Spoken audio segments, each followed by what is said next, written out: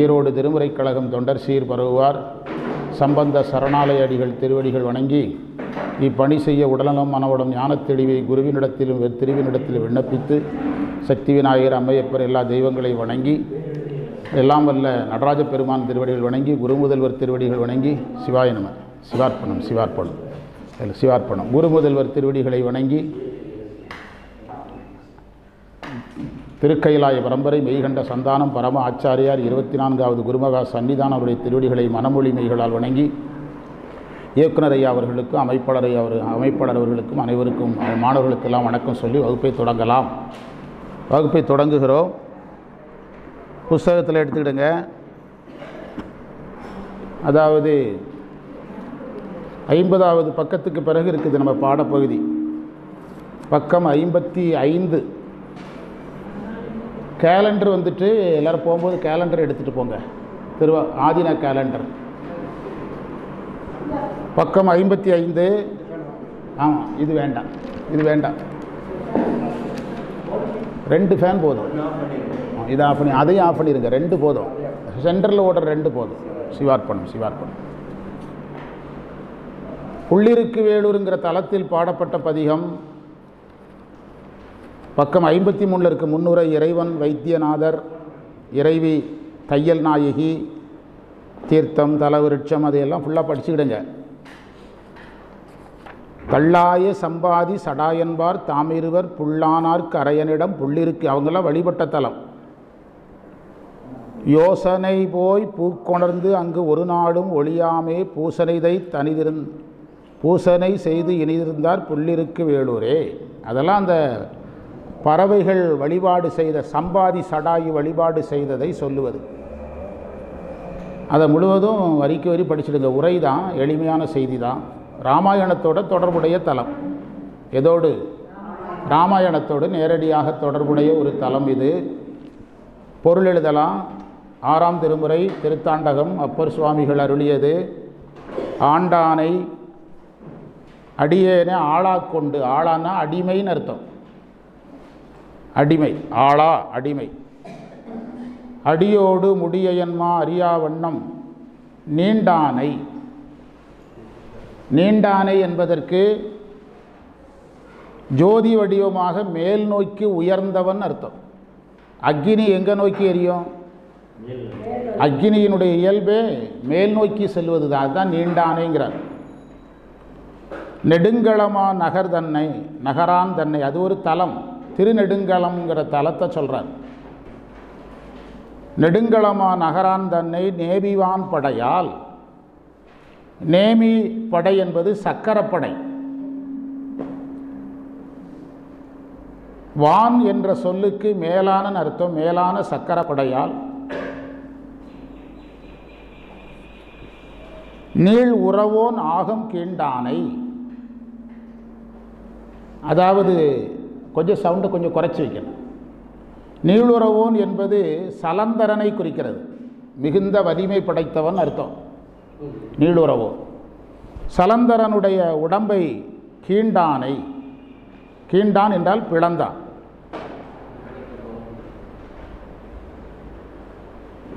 கேதாரம் மேவினானை. கேதாரம் என்பது திருக்கேதாரம், வடநாட்டு தலம். திருக்கேதாரம் மேவினானைனா எழுந்தருளியவனை.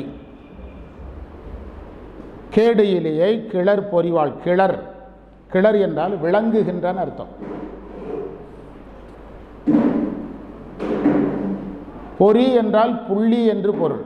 பொறி என்ற சொல்லுக்கு புள்ளின்னு அர்த்தம். அறவோடு என்பு பூண்டானை. பூண்டான்னா அணிந்தவன். புள்ளிருக்கு வேளுரானை போற்றாதே ஆற்ற நாள். ஆற்ற நாள் என்றால் நிறைய நாள்னு அர்த்தம், அல்லது பல நாள்.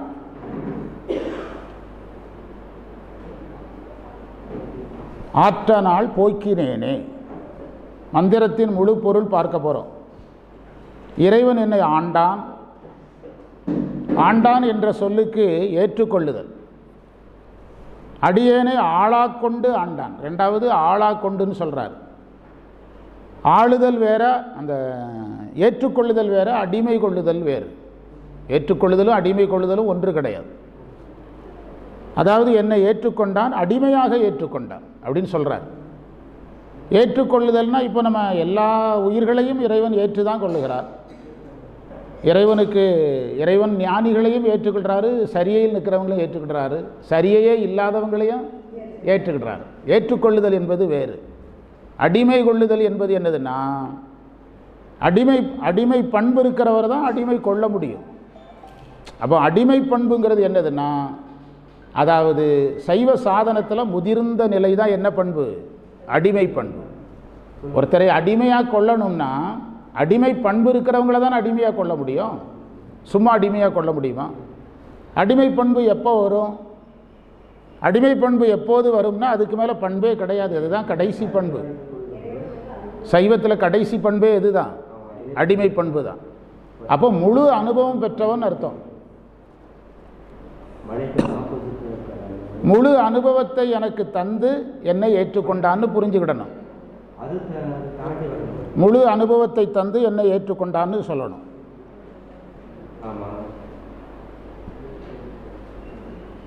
இப்போ சில வீடுகளில் சில குடும்பங்களில் இருக்கும், அதாவது ஒரு குறிப்பிட்ட பையன் நல்லவனாக இருப்பான்,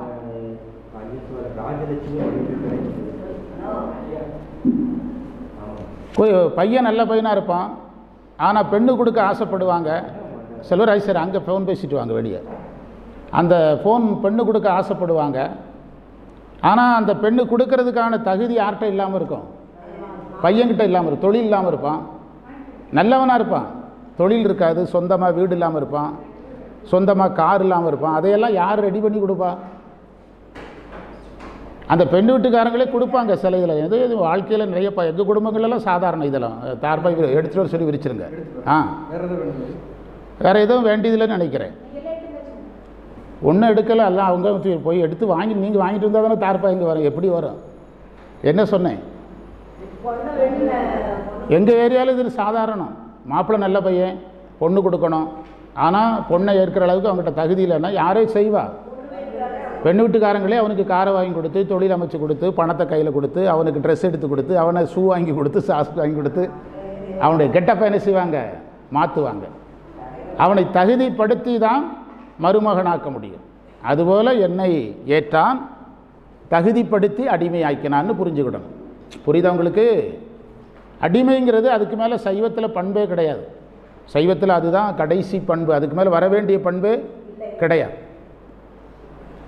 அதாவது சிவயோகம் முதிர்ந்தால் மட்டும்தான் எந்த பண்பு வரும்? அடிமை பண்பு வரும். அதோட சாதனம் முடிஞ்சது. அதுக்கு ஒரு இறைவனை அனுபவிக்கிறது மட்டும்தான் வேலை, அதுக்கு ஒரு வேலையே கிடையாது. புரிஞ்சுட்டவங்களுக்கு சிவயோகம் முதிர்ந்த நிலை தான் என்ன நிலை? அடிமை பண்பு வருகின்ற நிலை. ஆண்டானை அடியேனே ஆளாக கொண்டு அடியோடு. அடுத்தது உங்களுக்கு கதை. அந்த அயன்மால் தேடிய கதையை பார்க்குறோம். அயன்மால் தேடிய கதை தான் அடுத்தது. என்ன கதை? அடியோடு முடியன்மா அறியாவண்ணம் நீண்டானை அயன்மால் தேடும்படியாக என்ன ஜோதியாக நின்னார்? அண்ணாமலை ஜோதியாக நின்றார். அடியோடு அடி அறிய முடியாமல் பிரம்மன் சிரமப்பட்டார். முடி அறிய முடியாமல் யார் சிரமப்பட்டா? யார் முடியாமல் போச்சுது? முடி அறிய முடியாமல் பிரம்மன் முடி அறிய முடியவில்லை, அடி மால் அறிய முடியவில்லை. அந்த கதையை சொல்கிறார். நீண்டானை, நீண்டானைனா ஜோதி வடிவமாக உயர்ந்து நின்ற ஆனை.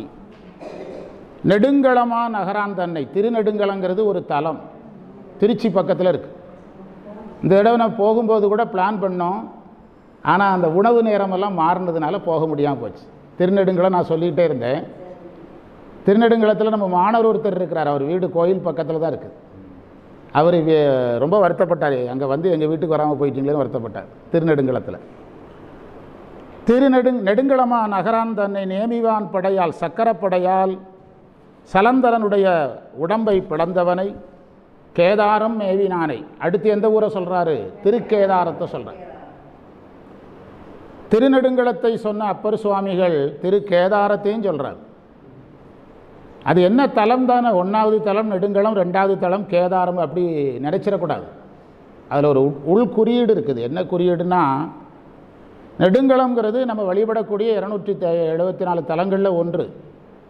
ஆனால் கேதாரம் அப்படி கிடையாது. கேதாரம் வந்து இந்த சைவத்தில் சாதனம் முடிகின்ற நிலை. கேதாரம் வந்து பற்றற்றவர்கள் வழிபடுகின்ற ஒரு தலம். வட இந்திய தலங்கள் எல்லாமே என்னது தான்? வடநாட்டு யாத்திரையை எப்போ? பற்றற்ற பிறகு தான்.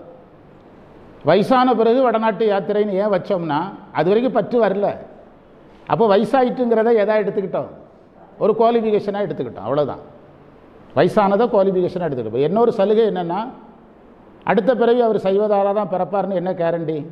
அதனால் இந்த பிறவிலே வடக்க போயிட்டு வாங்கன்னு அனுப்பி வைக்கிறோம். முறைப்படி பார்த்தால் நல்ல பக்குவப்பட்டவர்கள் தான் எந்த யாத்திரை மேற்கொள்ளணும்? வடநாட்டு யாத்திரை மேற்கொள்ளணும். நான் அதை ஒரு 15 வருஷமாக 10 வருஷமாக சொல்லிகிட்டு இருக்கிறேன். யாரும் அதை சீரியஸாக எடுக்கிறதில்ல. தமிழ்நாட்டு யாத்திரையே தெரியாத ஒருத்தரை வடநாட்டு யாத்திரை கூட்டு போய் அந்த குளிர் பனி ஒத்துக்கிடாமல் செத்து போயிட்டார் நம்ம ஊரில் பெரிய கோடீஸ்வரர். கைலை மணின்னு போடணுமே, அதான் பிரச்சனை. கைலை மணின்னு போட்டாகணுமே. பெரிய கோடீஸ்வரர், நல்ல மனுஷன்.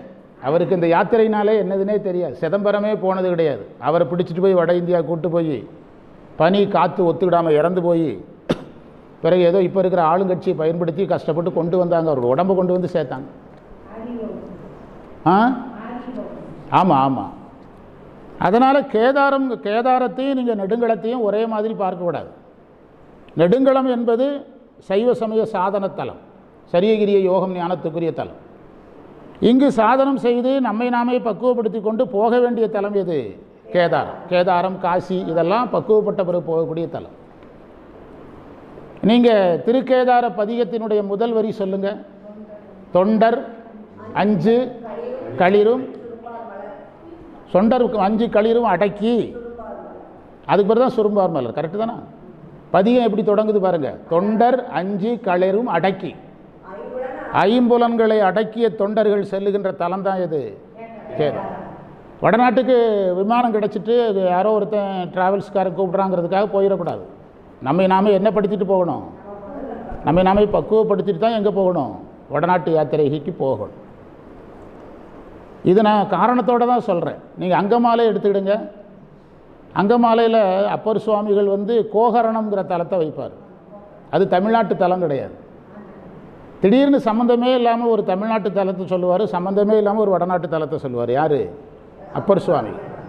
அதில் உள்குறியீடு என்னென்னா, சாதனம் சார்ந்த தலங்கள், சாதனம் முடித்து வழிபடக்கூடிய தலங்கள் அப்படிங்கிறதுல வடநாட்டு தலங்கள் எல்லாம் நிறைவு யாத்திரைக்குரிய தலங்களாக சைவத்தில் பார்க்கப்பட்டிருக்கிறது. அதனுடைய குறியீடு தான் அதெல்லாம். அதனால் அவருக்கு எதுகை மோனைக்காக கீ வந்ததுனால கே சொல்கிறாரு அப்படின்னு நினச்சிடாதீங்க. எங்கள் ஆட்களை சொன்னீங்கன்னா அப்படி தான் சொல்லுவான். கீண்டானைன்னு வந்ததுனால கேதாரம்ட்டார் அப்படின்பா. கேதாரம் மேவினானை கேடிலியை. கேடு இலியை என்றால் இறைவன் மாறாத பொருள். கேடிலி என்பதற்கு மாறாதவன். சைவ சித்தாந்த வார்த்தையில் சொல்கிறதா இருந்தால் சத்து பொருள். என்ன பொருள்? சத்து பொருள். சத்துனா மாறாததுன்னு அர்த்தம்.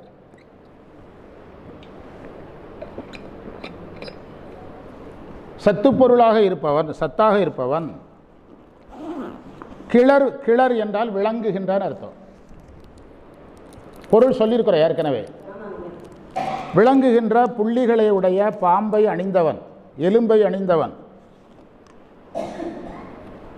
இந்த இறைவன் எலும்பை அணிந்தவன் என்பது இறைவனை யாராக காட்டுவது? சங்கார காரணனாக காட்டுவது. யாராக காட்டுவது? இறைவன் எலும்பணிந்திருக்கிறான் என்பது இறைவனை சங்கார காரணனாக காட்டுவது. சங்கார காரணம்னா எல்லாவற்றையும் தனக்குள் ஒடுக்குபவனாக காட்டுவது. எல்லாவற்றையும் தனக்குள் ஒடுக்குபவனாக காட்டுவதற்கும் கேதாரத்துக்கு தொடர்பு இருக்கிறது தெரியுதா? இப்போ கேதாரத்தை ஏன் சொல்கிறாருங்கிறது தெரியுதா? இறைவனை ஒடுக்குபவனாகத்தான் காட்டுறார். சரியா? வாங்க. அறவோடு என்பு பூண்டானை புள்ளிருக்கு வேளுரானை போற்றாதே. போற்றாதே என்ற சொல்லுக்கு புகழாமல். வாங்க சிவார்ப்பணம் வாங்க. போற்றாதேங்கிறதுக்கு என்ன பொருள்? புகழாமல். மைக் கொஞ்ச நேரம் கழித்து வச்சுக்கலாம். மைக்கெல்லாம் பேசினா தான் ரீச் ஆகுது. அது எக்கோ ஆகுது. ஏன்னா கூட்டம் இல்லைல்ல, அதனால். போற்றாதே என்பதற்கு என்ன பொருள்? புகழாமல். இன்னொரு பொருளும் நீங்கள் எழுதணும். அதாவது வழிபடாமல்ங்கிற பொருளை எடுக்கணும். வாங்க சிவாயனம். வழிபடாமல். போற்றுதல் என்பதற்கு வழிபடுதல் என்று பொருள் எடுப்போம், அந்த புகழ்தல் என்று பொருள் எடுப்போம். அது மட்டுமே போதாது. போற்றாதே என்பதற்கு வழிபடாமல், பேணாமல், பாதுகாக்காமல், இப்படியெல்லாம் பொருள் எடுக்கணும். ஒரு திருக்குறள் எடுத்து கொடுத்தன எந்த வகுப்பில்? பொருளாட்சி போற்றாதார்க்கு இல்லைன்னு ஒரு திருக்குறள் நேற்று தான். அந்த திருக்குறள் தான். திருக்குறளில் போற்றாதார்னா பாதுகாக்காதவர், பேணாதவர், வழிபடாதவர், அடையாதவர், இப்படி பல பொருள் இருக்கு. போற்றாதே ஆற்ற நாள் போய்க்கிறேன், அந்த இறைவனை வழிபடாமல், அந்த இறைவனை புகழாமல் ஆற்ற நாள்னால் நிறைய நாள் வேஸ்ட்டாக போயிட்டுங்கிறார். சிவபெருமானை வழிபடாமல் நிறைய நாளை நான் வேஸ்ட் பண்ணிட்டேங்கிறார். என்ன குறிப்பில் சொல்கிறாரு? சமணத்துக்கு போன குறிப்பில் சொல்கிறார். சமணத்துக்கு போனதை மறைமுகமாக சொல்கிறார். அவருடைய அப்பர் சுவாமிகளுக்கும் ஞானசம்பந்தருக்கும் 63 வயது வேற்றுமை சொல்கிறாங்க. நம்முடைய ஆதீன புத்தகத்தில் 63 வயசு வித்தியாசம் சொல்கிறாங்க. முதல்ல பாடினது அப்பர் தான், ரெண்டாவது பாடினது தான் ஞானசம்பந்தர். ஆனால் அந்த வயதில் அவ்வளவு பெரிய வேறுபாடுகள் இருக்கிறது. திருஞான சம்பந்தர் நேரடியாக சைவத்துக்கு வந்துடுறாரு. அப்பர் எங்கே போயிட்டு தான் வர்றாரு? நிறைய வருடங்களே அங்கே போய், அவர் 60 வருடங்களே அங்கே போய்கிட்டு தான் வர்றார். அதைத்தான் இதில் சொல்கிறார். அடுத்த மந்திரம் சீர்த்தானை. சீர்த்தான் என்றால் சீர்த்தானை சிறந்தடியேன் சிந்தையுள்ளே. சீர்த்தானைங்கிறதுக்கு சிறப்பாக இருப்பவன். சீர்த்தானை, சீருங்கிறது சிறப்பு, சீர்த்தானைனா சிறப்பாக இருப்பவன். சீர்த்தானை சிறந்து அடியேன் சிந்தையுள்ளே, என்னுடைய சிந்தனைக்குள்ள சிறந்து இருப்பவன் அர்த்தம். திகழ்ந்தானை விளங்குபவனை, சிவன் தன்னை, தேவதேவை தேவர்களுக்கெல்லாம் தேவனை, மகாதேவனை, கூர்த்தானை கொடுநெடுவேல் கூற்றந்தன்னை, குறைகளால் குமைத்து முனிகொண்ட அச்சம் பேர்த்தானைங்கிறது அடுத்து. கூர்த்தானைங்கிறதுக்கு உண்மையானவன்னு பொருள் எடுக்கணும். கூர்த்தமை ஞானத்தால் எங்கே இருக்குது? கூர்த்தமை ஞானம் நுட்பமான ஞானம்ங்கிற பொருளில் நுண்மையானவன்னு பொருள் எடுக்கணும். அந்த மூல உரைகள் பெரிய உரைகள்லையே நிறைய வரிகளுக்கு பொருளை காணல, நிறைய வரிகளுக்கு பொருள் இல்லாமல் இருக்குது. கொடு நெடுவேல் கூற்றம் தன்னை, கொடுமையான பெரிய வேலோடு வந்த யமனை, கூற்றன் தன்னை, குறைகளால், குறைகளல் என்றால் ஒலிக்கின்ற கடல். குறை என்ற சொல்லுக்கு ஒலித்தல் அர்த்தம். கடலால், கடல் அணிந்த திருவடியால் அர்த்தம். ஆகுபெயர். குமைத்து, குமைத்துனா உதைத்து, குமைத்து உதைத்து. வர்ற இடத்துல கவனமாக பொருள் கொள்ளணும்.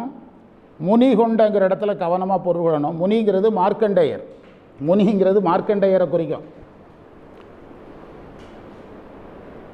முனிவரை முனின்னு சொல்கிறாரு, மார்க்கண்டேயருங்கிற முனிவரை முனின்னு சொல்கிறார். நீங்கள் முனினா கிராமத்தில் வேறு மீனிங்கு போயிடுவீங்க. முனி கொண்ட அச்சம் பேர்த்தானை, மார்க்கண்டேயர் கொண்ட அச்சத்தை. மிகப்பெரிய சிவபக்தராக இருந்தாலும் மார்க்கண்டேயருக்கும் கொஞ்சம் என்ன வந்திருக்குது?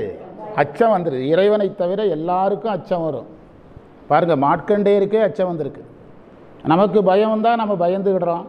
மார்க்கண்டேயருக்கே என்ன வந்திருக்குது? பயம் வந்திருக்குது. அச்சம் பேர்த்தானை. பேர்த்தான் என்றால் நீக்கியவன் அர்த்தம். பேர்த்தான் நீக்கியவன். தரையை பேர்த்து எடுத்துட்டாங்கன்னா என்ன சார் அர்த்தம்? பேர்த்தான், தரையை பேர்த்து எடுத்துட்டான்னு நீக்கினான்னு அர்த்தம். பிறப்பு இலியை, பொருள் புரியுது, பிறப்பில்லாதவன். இறப்பு ஒன்று இல்லா பெம்மான் தன்னை, பிறவாதவன் இரவ. பெம்மான் முருகன் பிறவான் இரவன் என்று முருகனுக்கு சொன்னது யாருக்கும் பொருந்தும்? சிவனுக்கும் பொருந்தும். பிறவாதவன் இரவாதவன். பெருமான் என்ற தமிழ் சொல் செய்யுள்ள பெம்மான் என்று வரும். பெருமான் தான் பெம்மான் என்று வரும். பெம்மான்னா தலைவன். பெம்மான் என்ற சொல்லுக்கு தலைவன் என்று பொருள். உதித்து இதை ஆஃப் பண்ணி வைர, வேணா போட்டுக்கிடலாம். இந்த சுவிட்செல்லாம் ஆஃப் பண்ணிடலாம். அங்கே அங்கே இங்கே வேண்டாம், அங்கே ஆஃப் பண்ணு. அப்படி கிடக்கட்டும். இங்கே இங்கேயும் ஆஃப் பண்ணிடு. கூட்டம் நிறையா இல்லைன்னா எக்கோவாகும். ஆமாம் ஆமாம், மேலேயும் ஆஃப் பண்ணிடுடா. சார்ஜ் வேணா போட்டு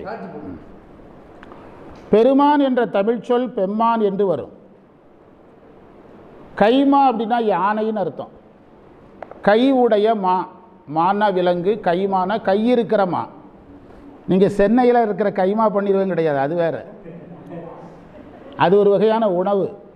அது இப்போ நம்ம ஊர்லலாம் கிடைக்கிது. அந்த கைமா உணவு இப்போ நம்ம ஊர்லேயே கொடுக்குறான். ஆமாம், கை மானா விலங்கு, கைமானா கை இருக்கிற விலங்கு. கைமாவின் உரிமை பேணி, உரிவை பேணி. வாங்க சிவார்ப்பணம். பேணினா விரும்பின்னு அர்த்தம். சிவார்ப்பணம் விரும்பி போர்த்தான யானைத்தோலை போர்த்தியவன். யானைத்தோலை இறைவன் உரித்து போர்த்தும் போது அம்மைக்கு அச்சம் ஏற்படுகிறது. அந்த வரலாறுலாம் நமக்கு தெரியும். புள்ளிருக்கு வேளுரானை போற்றாதே, போற்றாதேங்கிறதுக்கு புகழாதேன்னு மட்டும் பொருள் எடுக்கக்கூடாது. வழிபடாமல், எனக்குள் வைத்து பாதுகாக்காமல், என்னால் அறியா பதம் தந்தாய், என்னால் உன்னுடைய பெருமை அறியாமல், குழந்தை கையில் கிடைத்த தங்க கிண்ணம் அலட்சியப்படுத்துவது போல நான் உன்னை அலட்சியப்படுத்தி விட்டேன்னு பொருள் எடுக்கணும். புகழாமல் என்று மட்டும் பொருள் எடுக்கக்கூடாது. உன்னை நான் வைத்து பாதுகாக்கவில்லை, எனக்குள் வைத்து பேணவில்லை. ஆற்ற நாள், நிறைய நாள். ஏன்னா திருநாவுக்கரசரை பொறுத்த அளவில் நிறைய நாட்களை எந்த சமயத்தில் போய்கிட்டார்? சமணத்தில் போய்கிட்டார்.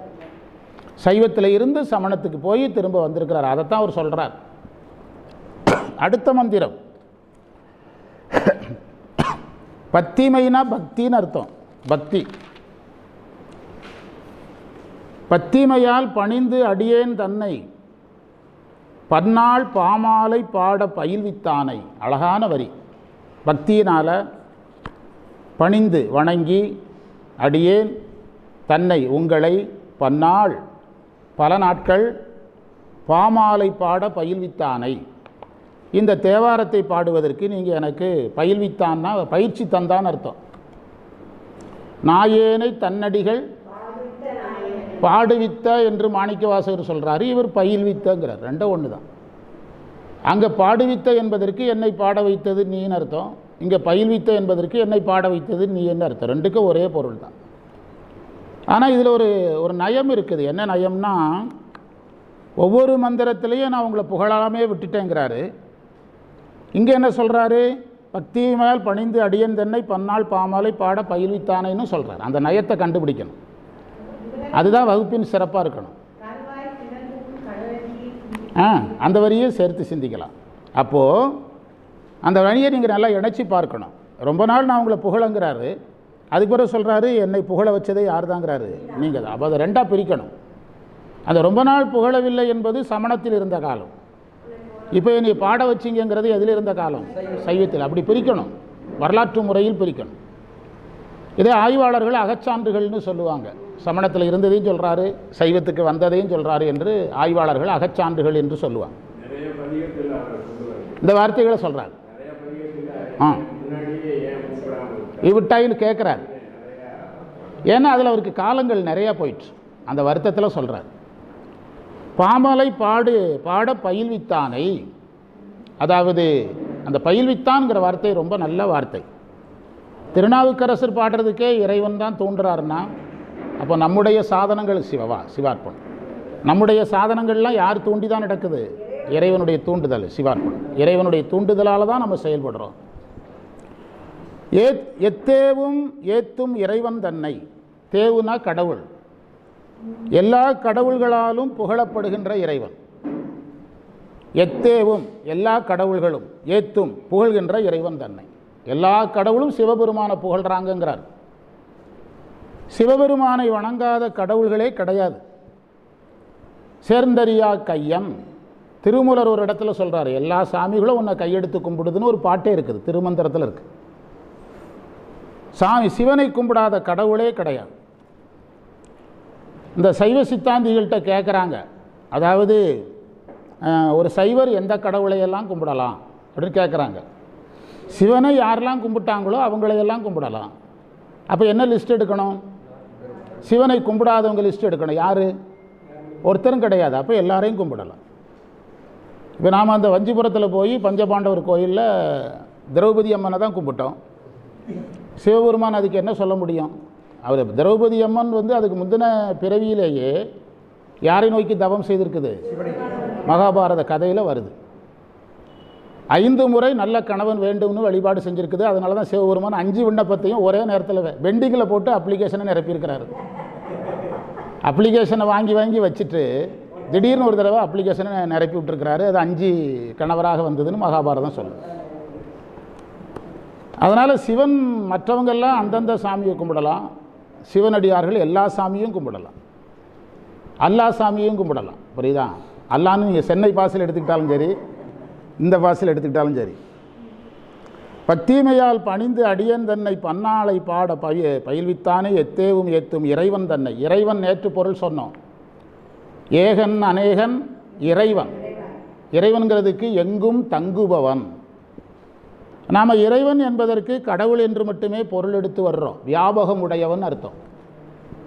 வியாபகம் உடையவன் இறைவன்னா. அதுக்கு நான் நிறைய உதாரணம் சொன்னேன். குழந்தைகள் விளையாட்டு பொருட்களை எல்லாம் செதறி போட்டிருந்தா இறைச்சி போட்டிருக்கிறான்னு சொல்கிறோம்.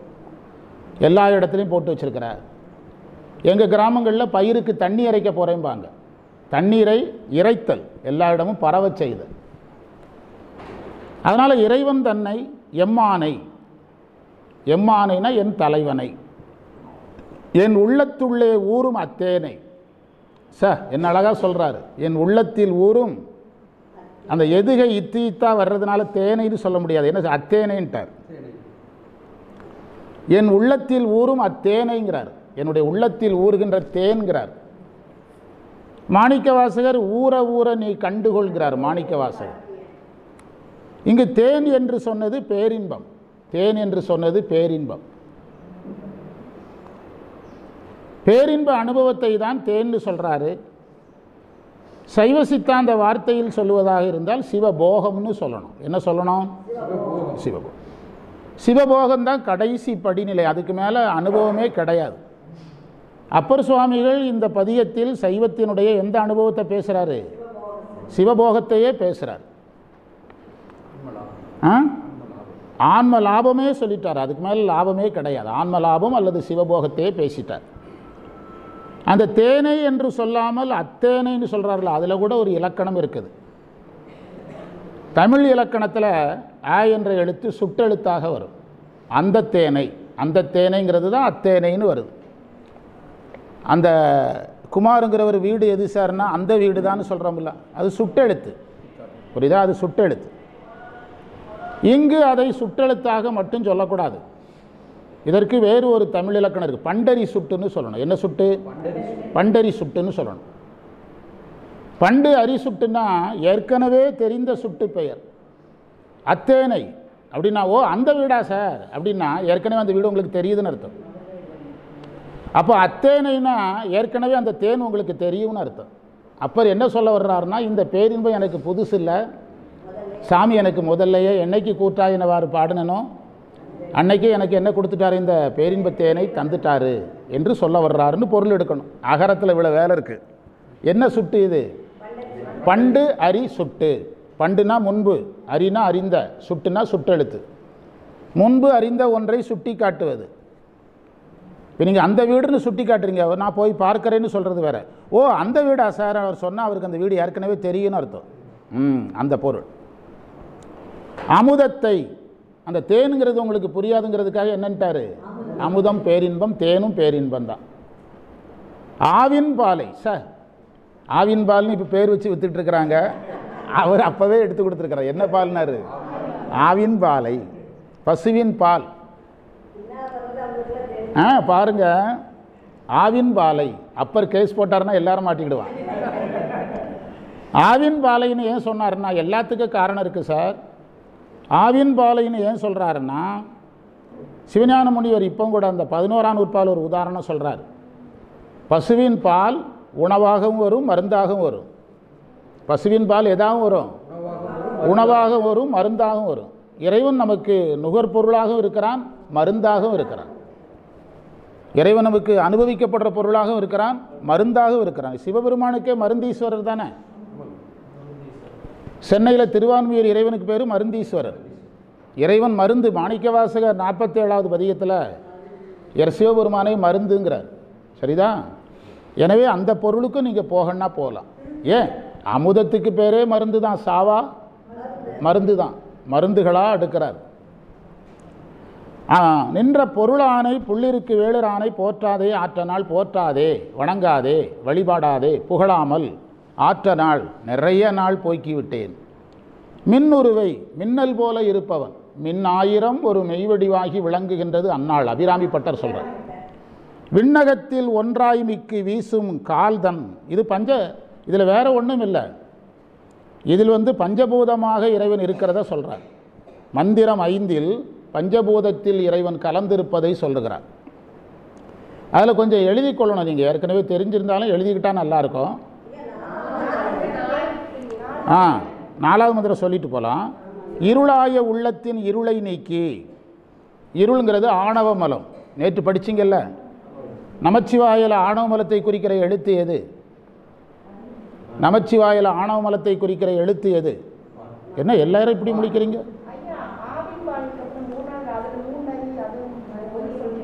ஆவின் பாலை அன்னிக்கும். நேற்று தான் சொன்ன ஆகமம் ஆகி நின்று இனிக்கும். தீங்கரும்பை என்ன சொல்கிறாரு? கரும்பு. நீங்கள் கதிரச செட்டியாருடைய உரை எடுத்து படிச்சிங்கன்னா தான் இதெல்லாம் அனுபவிக்க முடியும். கரும்பில் இருந்து நம்ம பால் எடுக்கணும்னா அதை என்ன செய்யணும்? பிழிஞ்சு எடுக்கணும். அதில் முயற்சி நிறையா இருக்குது. பசுவினுடைய பால் இரத்தம் தான் எதா வருது? பாலாக வருது. அதை வேறு மாதிரி யோசிக்கணும். அமுதத்தில் 2 இருக்குது. தேவர்கள் அமுதம் மரணத்தை தவிர்க்கும், சிவாமிர்தம் பேரின்பத்தை தரும். அதை உணர்ந்துக்கிடணும். அதற்கு பிறகு அதில் வந்தது தேன். தேனும் ஒரு வகையில் பார்த்தீங்கன்னா எச்சில் தான்.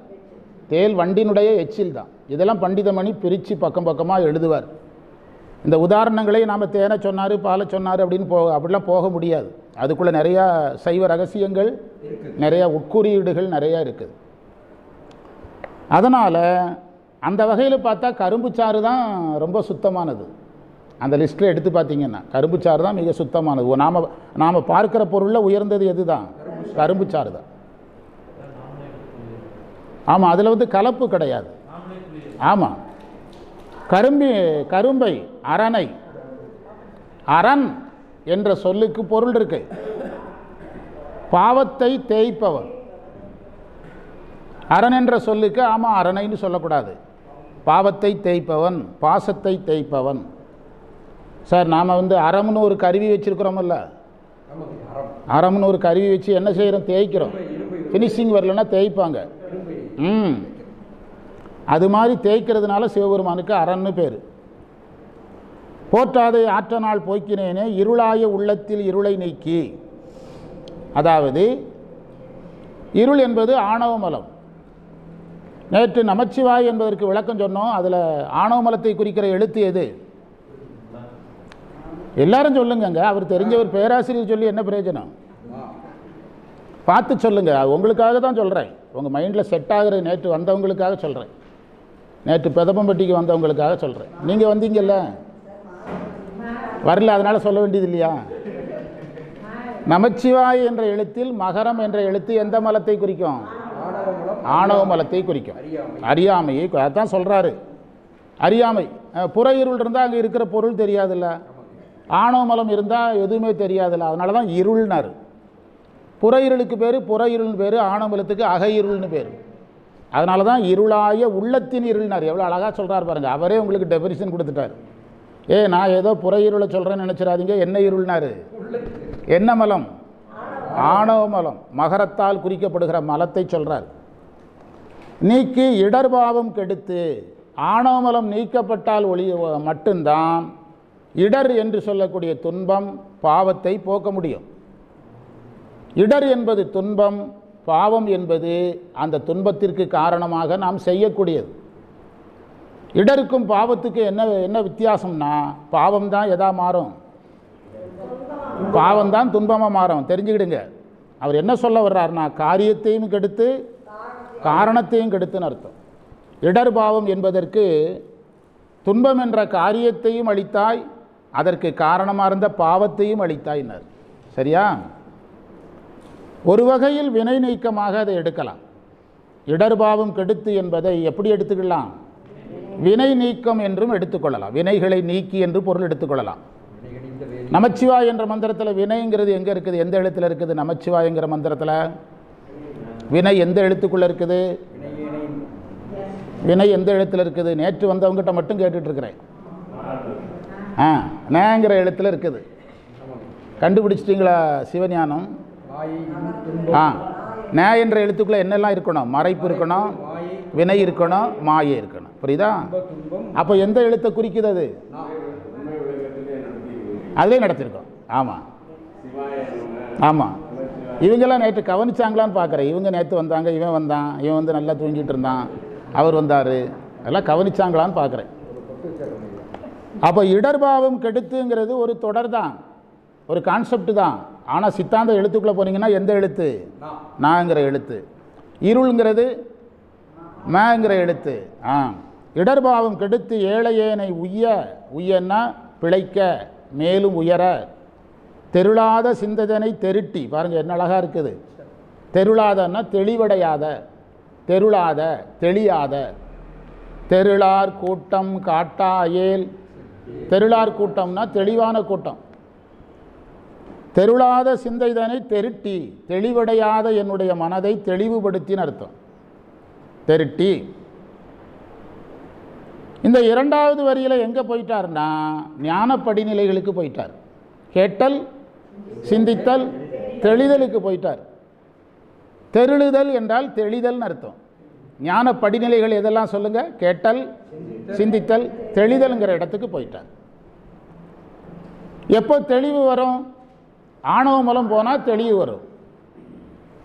வினை போனால் தெளிவு வரும். வினை போனால் மாயையும் போயிடும். வினையும் மாயையும் போனால் மறைப்பு சக்தி போயிடும். எத்தனை எழுத்து காலி? மகரம் வெளியேறுது, நகரம் வெளியேறுது. மிச்சம் என்ன இருக்குது? சிவையாக தான் இருக்குது. மிச்சம் என்ன இருக்குது? சிவையாக இருக்குது. சிவையாக தான் இருக்குது. அப்போ தெளிவு தானாக வரும். என்ன எத்தனை பேர்னு எண்ணி சொல்லிடுங்க. புரிஞ்சிட்டா புரியலையா? நமச்சிவாய் என்பதில் இருளை குறிக்கிற மகரம் நீங்கிறது,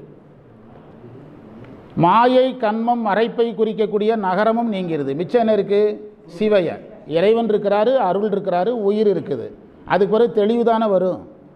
அதனால தான் என்ன சொன்னார்? தெருளாத சிந்தைதனை தெருட்டினார். அதுக்கு பிறகு தெளிவடைவதற்கு தடை கிடையாது. பாடலாம், தாளம் போடலாம், எல்லாம் பண்ணலாம், இதே மாதிரி சொற்பொழிவும் ஆற்றலாம். ஆனால் இப்படி யோசித்து படிக்கணும், சைவ சித்தாந்தத்தோடு படிக்கணும். புரியுதா? அதாவது மகரம் நீங்கு நிலை அடைந்து, சொல்லுங்கள், நீங்களே சொல்லுங்கள், நகரம் நீங்குகின்ற நிலை அடைந்து அதற்கு பிறகு ஞான நிலைக்கு ஆன்மா தானாக போயிடும். இப்போ சிவைய என்ற மந்திரத்துக்கு சைவ சித்தாந்தத்தில் என்ன பஞ்சாக்கரம்னு பேர்? தூல பஞ்சாக்கரம், சூக்கும பஞ்சாக்கரம், அதிசூக்கும பஞ்சாக்கரம். வேறு என்ன பேர் அதுக்கு? சிவைய என்பதற்கு வேறு ஒரு பெயர் முத்தி பஞ்சாக்கரம். என்ன பஞ்சாக்கரம்? ஏன் முத்தி பஞ்சாக்கரம்னு பேர்? நீங்களே சொல்லுங்கள் சார், கேட்காதீங்கன்னு கேட்கக்கூடாது. ஏன் அதற்கு முத்தி பஞ்சாக்கரம்னு பேர்? முத்தியை அதிலிருந்து ஆன்மா விரும்புகிறது, முத்தியை அடைந்தது என்று பொருள் அல்ல. நேற்று படித்தேன், அதை உங்களுக்கு சொல்கிறதுக்காக சொல்கிறேன், உங்களுக்காக நான் நிறுத்திட்டு இருக்கிறேன். அதற்கு ஏன் முத்தி பஞ்சாக்கரம்னு பேருனா, சிவைய என்ற ஒரு மந்திரத்தை சொல்லுகின்ற பக்குவத்திற்கு ஒரு உயிர் வந்துவிட்டால் அது எதை விரும்பத் தொடங்கிவிட்டது? முத்தியை விரும்பத் தொடங்கிவிட்டது என்று அர்த்தம். முத்தியை அடைந்து விட்டதுன்னு அர்த்தம் கிடையாது. எதை விரும்ப ஆரம்பித்து விட்டது? முத்தியை விரும்புகின்ற உயிருக்குரிய பஞ்சாக்கரம் எது? சிவைய. சிவைய என்ற பஞ்சாக்கரம். சரியா? அதனால் அந்த முத்தியை விரும்பும் போது ஞானத்தை விரும்பும். நேற்று நீங்களும் தான் வந்தீங்க, நீங்களும் ஒருத்தரும் சொல்ல மாட்டேங்கிறீங்க. முத்தியை விரும்பும்போது ஞானத்தை விரும்பும். ஞானத்தின் மூலமாக சிவைய என்ற பஞ்சாக்கரத்துக்கு அந்த உயிர் போகும். அந்த குறிப்பு தான் இதில் வச்சிருக்கிறார். தெருளாத சிந்தைதனை தெருட்டி தன்போல் சிவலோக நெறியறிய சிந்தை தந்த. பார்த்தீங்களா? நீங்கள் விரும்பலனாலும் அந்த பொருள் சொல்லி ஆகணும். சிவலோக நெறி அறிய, நெறி அறியேன், நின்னையே அறியேன், நின்னையே அறியும். அந்த அறிவுக்கு பேர் ஞானம். உங்கள்கிட்ட யார் சார் கேட்டால், யாரெல்லாம் இதை சொல்ல சொன்னால் சார்னு கேட்கக்கூடாது. அவர் சொல்கிறத நான் சொல்லிகிட்டு இருக்கிறேன், அவ்வளோதான். நான் சொந்தமாக சொல்லலை. சொல்லாமல் நிறைய பேர் போகிறாங்களன்னா போயிட்டு போகிறானுங்க. நீங்கள் இதை இந்த கோணத்தில் தான் படிக்கணும். இதுதான் சைவ முறையில் கற்கிறது. சிவலோக நெறியேறிய சிந்தை தந்த, பார்த்தீங்களா, எதை தந்த? கேட்டல் சிந்தித்தல், அதான் சிந்தை தந்தனர். எவ்வளோ அழகாக இருக்குது பாருங்கள், எவ்வளோ அற்புதமான மந்திரம். அது என்ன படிநிலைகள் சொல்லுங்கள்? ஞான படிநிலை. ஞான படிநிலை. சிந்தை தந்த அருளானை, ஏனென்றால் அது அருள்நிலை, அதனால் அருளானைனார். ஆதிமா தவத்து உளானை. இறைவன் எப்பத்திலிருந்து தவத்தில் இருக்கிறாரு? ஆதியிலிருந்து அனாதியிலிருந்து இருக்கிறார். அதனால் இறைவன் எப்போ தவம் செய்கிறாருன்னு அப்பறே ஒரு கேள்வி கேட்குறாரு. ரொம்ப நாளாக இருக்கிறாருங்கிறதுக்கு ஆதிமா தவம்ட்டார். ஆதி தவம் அல்ல, ஆதி மாதவம்ட்டார். ஆதி மாதவத்து உளானை ஆறங்கம் 4 வேதத்து அப்பால் நின்றார். 6 அங்கத்திற்கும் வேதத்தினுடைய 6 அங்கங்கள் பல தடவை சொல்லிக் கொடுத்த உச்சரிப்பு முறை, வேர்ச்சொல் முறை, இலக்கண முறைகள், அதில் இருக்கக்கூடிய ஜோதிட முறைகள், அதெல்லாம் பல தடவை சொல்லி கொடுத்துருக்குறோம். வேதத்தின் ஆரங்கம் 4 வேதம் ஆனான் தன்னைன்னு சொல்கிறார். இந்த இடத்துல எதுக்கு வேதம் 6 அங்கங்கள் எல்லாம் வருகிறது? என்ன மார்க்கம் இதில் வருதுன்னு பார்த்தோம். அப்போ ஞான மார்க்கத்துக்கு சாதனம் என்னது? நூல்கள். அதனால் எதை பேசுகிறாரு? இப்படி ஒன்றுக்கொன்று தொடர்பு படித்தால் ஒழிய நீங்கள் தேவாரம் படித்த பலனை அடைய முடியாது. அவ்வளோதான். இவர் வேறு வழி கிடையாது. நீங்கள் இப்படி தான் படித்தாகணும். ஆரங்கம் 4 வேதத்து அப்பால் நின்ற பொருளானை, அதற்கு அப்பால் இறைவன் இருக்கிறான். எனவே இந்த நூல்களை வைத்துக்கொண்டு, இந்த ஞானத்தை வைத்துக்கொண்டு அவனை அறிந்து அதற்கு அப்பால் நாம் என்ன செய்யணும்? இருக்கின்ற இறைவனை அறியணும். புள்ளிருக்கு வேளரானை போற்றாதை ஆற்றனால் போக்கிறேனே. மின்னுருவை, மின்னல் போன்ற ஒளி வடிவமானவன் அர்த்தம்.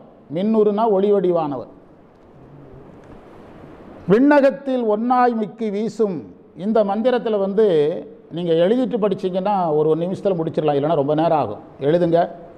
பஞ்சபூதங்களை 1 by 1 எழுதுங்க. ஆகாயம், காற்று, நெருப்பு, நீர், நிலம். ஆகாயம், காற்று, நெருப்பு, நீர், நிலம்.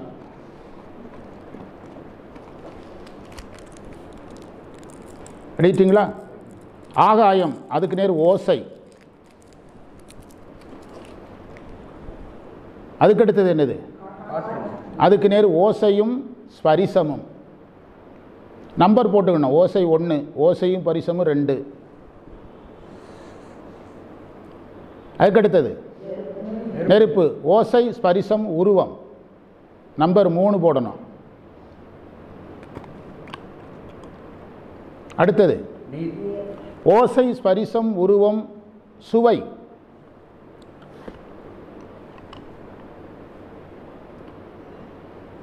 ஓசை ஸ்பரிசம் உருவம் சுவை. எத்தனை போடணும்? 4 போடணும். கடைசியா ஓசை ஸ்பரிசம் உருவம் சுவை மனம். மனம் போடணும்.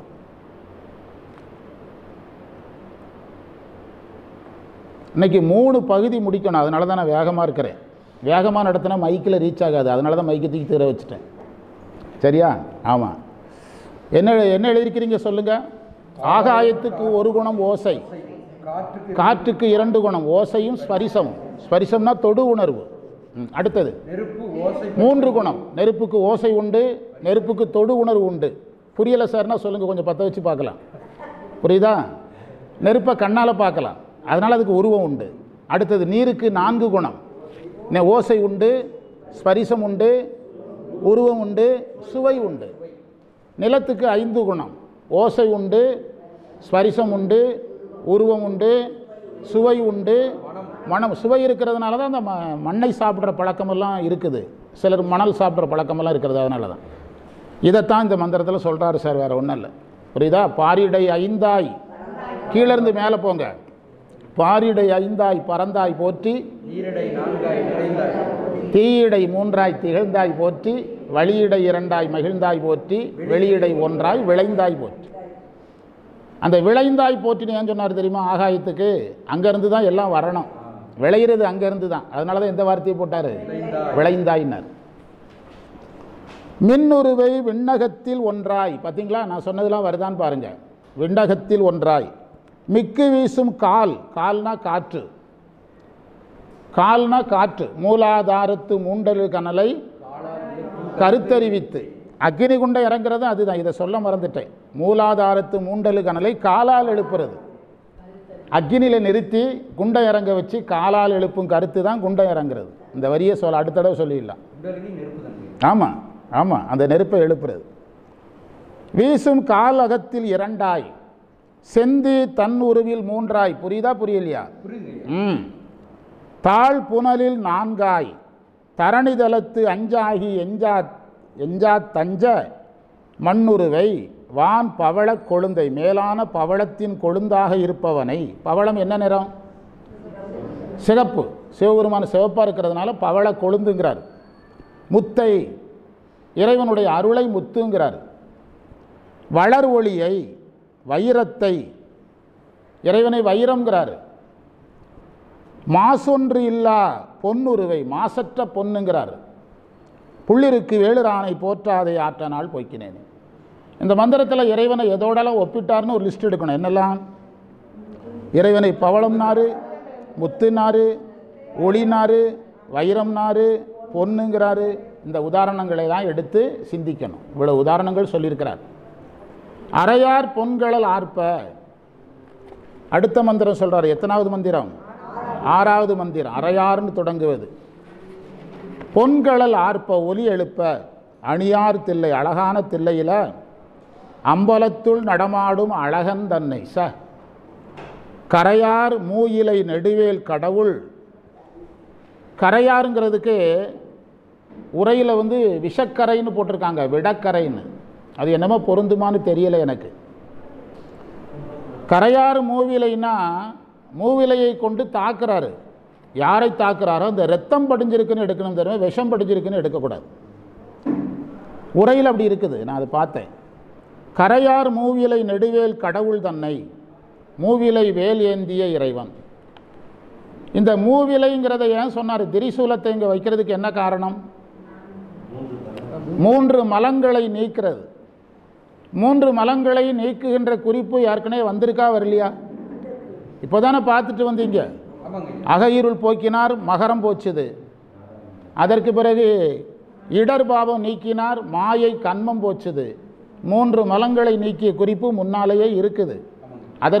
அதற்கான குறியீடு தான் எதை காட்டுறாரு? திரிசூல். அழுக்கடையாமல் ஆண்டு கொண்டருள்பவன் கழுக்கடை தன்னை. நேற்று கூட சொன்னேன் கோயிலில், கழுக்கடை தன்னை கை கொண்டருள் என்று சொல்லுகிறார். நமக்கு தேவாரத்தை பாடி மட்டுமே பழகி போனதுனால எல்லாம் புதுசாக தெரியும். எத்தனை வருஷம் ஆனாலும் புதுசாக தெரியும். பாடுறதுனால தேவாரத்தை பாடலாம், அவ்வளோதான். அப்பர் சுவாமிகளை நெருங்க முடியாது. நான் சொல்கிற மாதிரி பார்க்க ஆரம்பிச்சிங்கன்னா யாரை நெருங்கலாம்? அப்பரை நெருங்கலாம். தேவாரம் எழுதப்பட்ட நோக்கத்தை நெருங்கலாம். கரையார் மூவிலை நடுவேல் கடவுள் தன்னை கடல் நாகை காரோணம் கருதினானை. நாகை காரோணம்ங்கிற தலத்தை சொல்கிறார். இறையானை என் உள்ளத்தே வில்லாது. வில்லாதுன்னா நீங்காது. வில்லாது, நீங்காது, அகலாது. வில்லகில்லேன் திருவாசகத்தில் வருது. வில்லகில்லேன் இருந்தானே என்னுடைய உள்ளத்தை விட்டு போகாமல் இருக்கிறாங்கிறார். யாருடைய உள்ளத்தை விட்டு இறைவன் போகாமல் இருப்பான்? யார் மிக பக்குவமுடையவர்களோ அவங்கள விட்டு போகாமல் இருப்பான். அப்படியானால் இங்கு அப்பர் சுவாமிகள் மிக பக்குவ நிலையை பேசுகிறாருன்னு எடுத்துக்கிடணும். என்ன நிலையை பேசுகிறார்? ஆமாம்.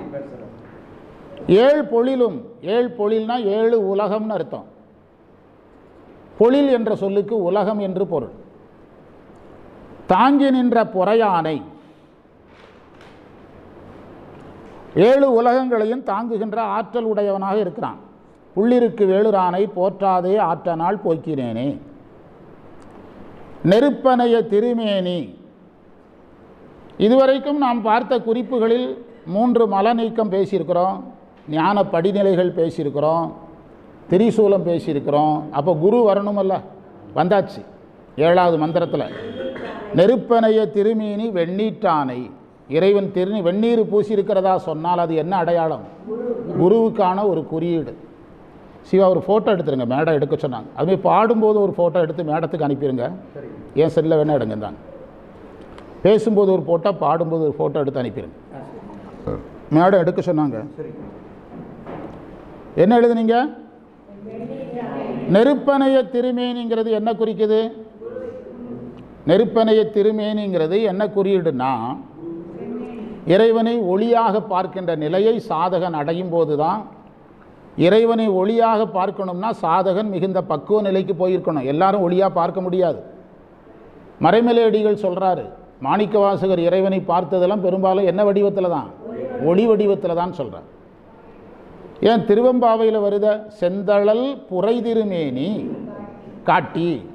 மாணிக்கவாசகருக்கு இறைவன் உடம்பு காட்டினது என்ன மேனி தான்? தழல் மேனி தான். செந்தழல் புரை திருமேனி. யார் ஒருவனுக்கு யோகம் கைகூடி இருக்கிறதோ, யார் ஒருவனுக்கு ஞானம் கைகூடி இருக்கிறதோ, அவன்தான் இறைவனை என்ன வடிவத்தில் பார்க்க முடியும்? நெருப்பு வடிவத்தில் பார்க்க முடியும். அப்போ 2 பேர் தேடினாங்களோ அவங்களும் நெருப்பு வடிவத்தில் தானே பார்த்தாங்கன்னு கேட்கக்கூடாது. அவங்க அந்த நெருப்பை கடவுளாக என்ன செய்யலை? பார்க்கலை. பார்த்துருந்தா என்ன செஞ்சுருக்க மாட்டாங்க? பார்த்த பிறகு ஏன் தேடினாங்க? அப்போ பார்க்கலன்னு தானே அர்த்தம். அவங்க பார்க்கலை. சரியா? அதாவது சித்தியார் என்ற நூலில், சிவஞான சித்தியாருங்கிற நூலில் 272வது மந்திரத்தில் 271 சரியை சொல்கிறாரு,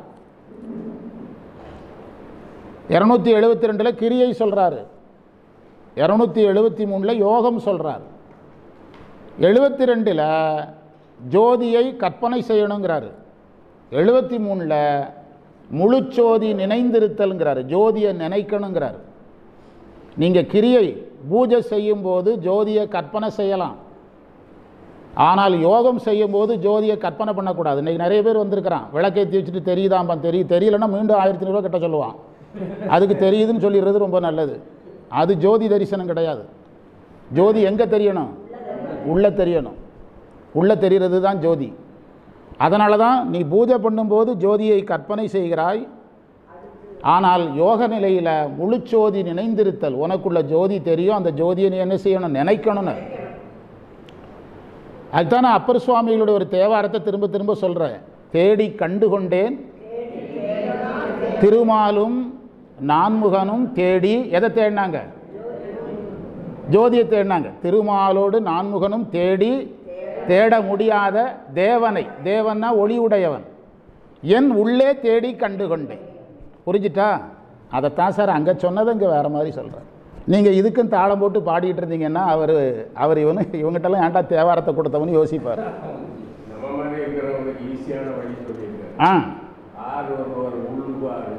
அபூர்வாய் நிற்கின்ற உருவும் தோன்றும், அருளும் தோன்றும்.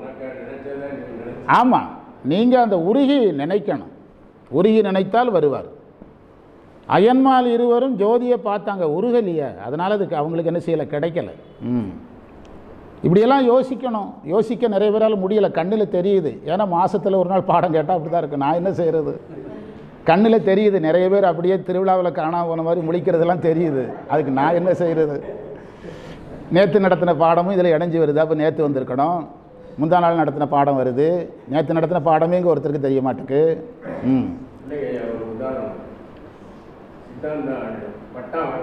ஆமாம் ஆமாம், சித்தாந்த ரத்தினம்.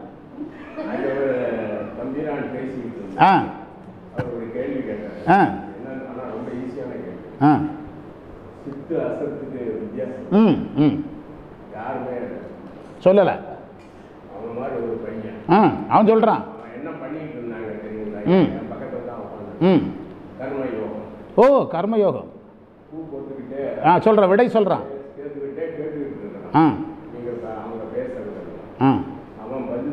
அவன் அவங்ககிட்ட கேட்கவே இல்லை, ஆனால் பதில் சொல்கிறான். இவன் சொல்ல மாட்டேங்கிறானே. மடத்தில் இருக்கிறான். அந்த ஒரு சடை வளர்த்த சாமி உண்டு ஒருத்தர், சாமி ஒரு இல்லறத்தார், அவருடைய மகன். ஆமாம், கரெக்ட். அதை சொல்லுங்கள். அவர் கரூரில் நம்ம மாணவர். அவர் கரூருக்கு வருவார். கரூரில் ஃபுல்லாக அவர் தான் அங்கேயும் பண்ணி தான் செய்வார். ஆனால் அந்த பையன் வரமாட்டான். கர்ம யோகத்தில் இருந்தால் ஞானம் வரும். நான் அதனால தான் சொன்னேன், பகவத்கீதை நான் நிறைய பேசுகிறேன். ஏன்னா சைவர்கள்ட்ட கர்ம யோகம் இல்லை. நேற்று தான் சொன்னேன், வைணவர்கள் பாரதம் ராமாயணம் கேட்குறாங்க, பக்தி பயம் இருக்குது, கடவுள் பக்தி வருது. சைவர்கள் ஒரு நூலும் படிக்க, பெரிய புராணம் எடுத்த உடனே பெரிய புராணம் மோட்சத்துக்குரியதை அதை படிக்கிறாங்க. திருக்குறள் படிக்கிறதே கிடையாது. பிறகு எப்படி கர்ம யோகம் வரும்? கர்மந்தான் வரும். புரியுதா? ஆமாம், அதுதான். என்ன எழுதுனீங்க? முழுச்சோதி நினைந்திருத்தல். அந்த மின் உருவைங்கிறதுக்கு விளக்க சொல்லிட்டு இருக்கிறேனுங்க. ஆமாம் ஆமாம், அதை போய் படிக்கணுமல்ல. ஆமாம் ஆமாம் ஆமாம் ஆமாம் ஆமாம். வீட்டிலிருந்து உணரும் நடியா எல்லா உரைகளையும் நான் பார்த்தேன். எனக்கு அது புரியவே. சித்மானந்தா ரொம்ப ஈஸியாக இருக்கிறார். மனவிரிதல். மனவிரிதல் நேற்று கூட சொன்னேன். அதுக்கு விளக்கம் நீங்கள் சொல்லி முடிங்க. நீங்கள் 1 மணி நேரம் நடத்திருக்கிறீங்க ஒரு டெய்லி வகுப்பில். ஆமாம் ஆமாம் நடத்திருக்கிறேன். அதுதான் இந்த பாடத்தினுடைய சிறப்பு. ஆமாம், நேற்று சொன்னோம். காசு பிள்ளை சொல்கிறார், வேகம் கெடுத்து என்பதற்கு குருவை தேடி அலைந்த வேகத்தை கெடுத்து. குருவை காட்டும்போது என்ன முடிஞ்சிட்டுங்கிறாரு? வேகம் முடிஞ்சுதுங்கிறார். நேற்று சொல்லியிருக்கிறோம் வேகம் கெடுத்துங்கிறது. அதான் நீங்கள் சொன்ன மாதிரி ஆசிரியர் சொல்கிறத உள்வாங்கி பின்பற்றணும். மின்னுருவை இறைவன் ஒளியாய் தெரிவான். எப்போனா இறைவன் நமக்கு ஒளியாய் தெரிவதற்கு சைவ சித்தாந்தத்தில் எந்த இடம்னு பேர்னா அருள்நிலைன்னு பேர். என்ன பேர்? அருள்நிலையில் தான் ஒளியாக தெரிவார். அதான் வள்ளலார் அருள் விளக்கேன்னார். நீங்கள் எங்கே சுற்றினாலும் அங்கே தான் வந்து நிற்கும். நான் சொல்லிட்டு போயிடுவேன். டாக்டர் சொன்ன மாதிரி நீங்கள் யோசித்தீங்கன்னா கரெக்டாக அங்கே வந்து ஜங்ஷன் ஆயிடும். அருள் விளக்கே, அருட்பெருஞ்சோதி, அருள் பெருஞ்சோதி சொன்னார். ஜோதி. ஆமாம் ஆமாம், அதே தான் விளக்கே. அது என்ன தலைப்பில் வந்தது? ஜோதி அருள் பத்தில் வந்தது. நீங்கள் எங்கே சுற்றி அடித்தாலும் அங்கே வந்து நிற்கும். நான் உளறிட்டே இருந்தாலும் கரெக்டாக வந்து நிற்கும். மின்னுருவை விண்ணகத்தில் ஒன்றாய் மிக்கு. அது முடிச்சிட்டோம். அரையார் பொன்கழல் நெருப்பு அணைய திருமேனி வெண்ணீட்டானை. அந்த நெருப்புக்காக சொன்னேன். நெருப்பனைய திருமேனினா இறைவனை எதாக பார்த்தல்? ஜோதியாக பார்த்தல். அந்த வஞ்சிபுரத்தில் பாரத அந்த குண்ட அன்னைக்கு நான் அதைத்தான் சொன்னேன். இது நெருப்புன்னு நினைக்காதீங்க, சிவபெருமானா நினைங்க. இது எல்லா கடவுளும் இங்கே இருக்கிறதா நினைக்கணும் நீங்கள். அதாவது குண்டம் திருவிழாவுக்கு எல்லா சாமியும் வரும். ஏன்னு சொன்னால் இந்த பாண்டவர்கள் எல்லா சாமியையும் கும்பிட்டுருக்காங்க அப்படின்னு நிறைய சொன்னேன். அது பஞ்சபூதங்களில் அண்ணாமலையாருக்கே அந்த சிறப்பு நெருப்பு. அதுபோல் இது நெருப்பு சம்மந்தப்பட்ட எல்லா வரலாறுகளையும் சொன்னேன். பாஞ்சாலி எங்கேருந்து வந்தாங்க? நெருப்புலேருந்து. அதேமாதிரி அர்ஜுனனுக்கு ஆயுதங்கள் எங்கேருந்து கிடச்சிது? அர்ஜுனனுக்கு ஆயுதம் எங்கேருந்து கிடச்சிது? அக்னி பகவான் தான் வாங்கி கொடுக்குறாரு வர்ண பகவான்கிட்ட. இதையெல்லாம் ரொம்ப நேரம் பேசணும். நெருப்பனைய திருமேனி வெண்ணீட்டானை அவங்க சொல்லிட்டாங்க. எங்களுடைய சிறப்பு விருந்தினராக லிங்கவாச ஐயா அழைக்கப்பட்டிருக்கிறாருன்ட்டான். 5000 பேருக்கு மத்தியில் போலீஸ் வந்திருக்கிறாரு, எம்எல்ஏ இருக்கிறாரு, எம்பி இருக்கிறாரு. அவன் என்ன சொல்கிறான்? அதெல்லாம் இறைவனுடைய கருணை தான். என்ன சொல்கிறீங்க? சிறப்பு விருந்தினராக லிங்கவாசம் ஐயா அழைக்கப்பட்டிருக்கிறாரு அப்படிங்கிறான். ஆமாம், அவங்களுக்கு ஒரு சந்தோஷம். அந்த 10 நாளில் நிறைய வேறு வேலைகள் எதுவுமே பார்க்க முடியல. வெண்ணீட்டானை. வெண்ணீட்டானைங்கிறது இறைவன். இறைவன் என்ன பூசி இருக்கிற கோலம்? நீங்காது என் உள்ளத்துள்ளே நின்ற விருப்பனை.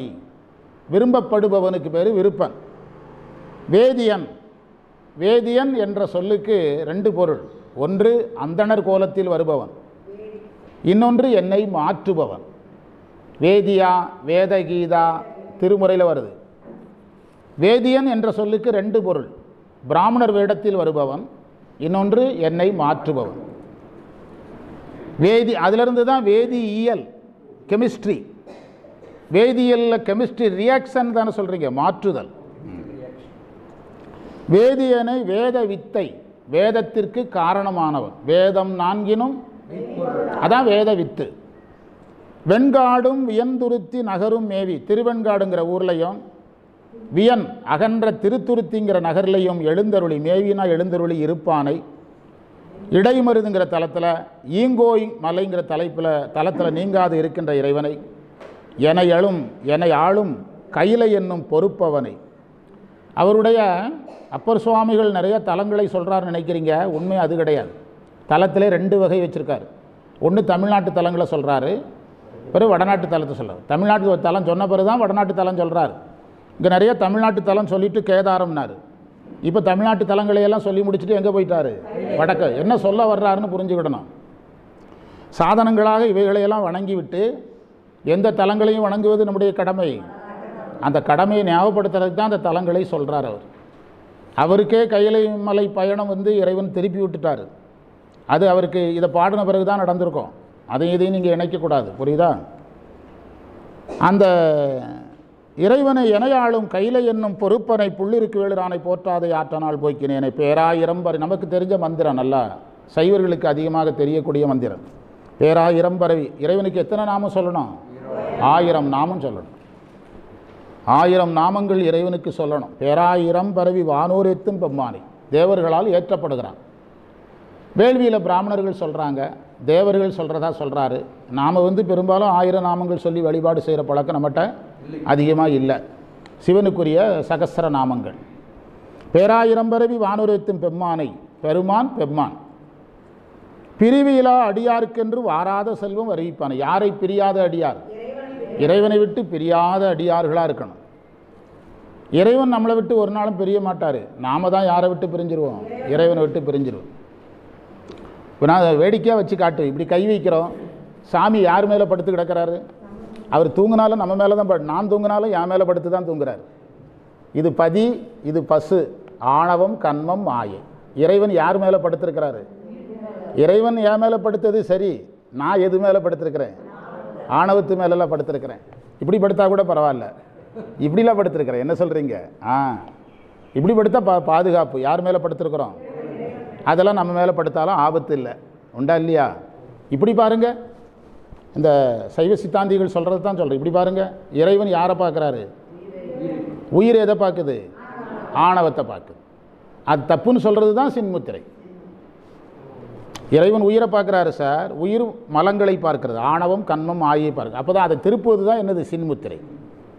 நீ அதை பார்க்கக்கூடாது. யாரை பாரு? இறைவன் திருவடியில் போய் சரணடைந்திரு, ஒடுங்கி விடு என்பதுதான் சின்முத்திரை. சரியா? நேற்று வகுப்பு சூப்பராக இருந்தது பெதப்பம்பட்டியில். வாங்க, எல்லோரும் வாங்க. ஊருக்காரங்களே ஆச்சரியப்பட்டுட்டாங்க.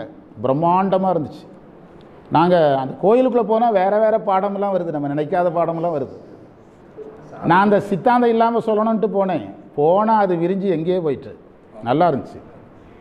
எல்லாருக்குமே நல்லா ஊருக்காரங்களே ரொம்ப சந்தோஷப்பட்டாங்க. பாடம் கேட்டாங்க. ரவிசங்கர்ஜிக்கிட்ட பாடம் கேட்டவங்க அவங்களே இதை ஆச்சரியமாக கேட்குறாங்க. பேராயிரம்பரவி வானிரத்தின் பெம்மானை பிரிவிலா அடியார். இறைவன் நம்மளை பிரிய மாட்டார். யார் தான் பிரிகிறா? ஆமாம், பிரியேன் என்று அருளிய அருளும் பொய்யோ எங்கள் பெம்மானின்னு மாணிக்கவாசகர் கேட்குறாரு. அதனுடைய உட்கருத்தும் அதுதான். நீ என்ன பிரியலை, யார் தான் பிரிஞ்சா? உட்கருத்து அதுதான். வாராத செல்வம் வருவிப்பானை. வாராத செல்வம்னா பிறவாத செல்வம்னு அர்த்தம். வாராத, பிறவிக்கு வராதன்னு அர்த்தம். செல்வம்ங்கிறது மோட்சம். மீண்டு வாரா, திருவாசகத்தில் இருக்கு. மீண்டு வாரா வழி எனக்கு அருளி அப்படின்னா பிறவாதன்னு பொருள். வருவிப்பானை, மோட்சத்தை தருபவன் அர்த்தம் சார். வாராத செல்வம் வருவிப்பானை. வாராதனா பிறவிக்கு வராத செல்வம், மோட்சம். வருவிப்பானை தருபவனை. மந்திரமும் தந்திரமும் மருந்துமாகி. இறைவன் மந்திரமாக இருக்கிறான். தந்திரம்னா கிரியான்னு அர்த்தம், பூஜைகள். தந்திரம்ங்கிற சொல்லுக்கு கிரியைன்னு அர்த்தம்.